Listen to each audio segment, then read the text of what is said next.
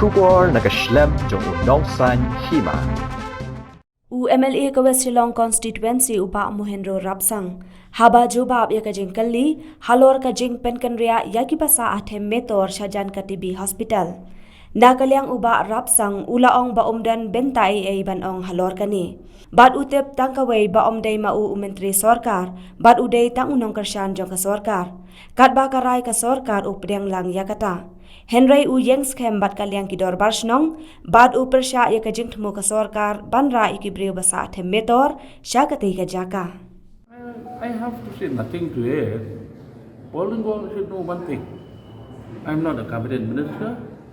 I'm just supporting the government from outside, like all other parties supporting the government. Decision making for the shifting, it depends entirely on the government.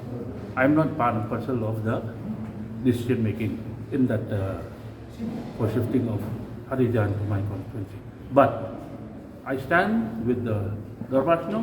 We strongly oppose this move by the government for relocation in my constituency. But I'll tell you one thing.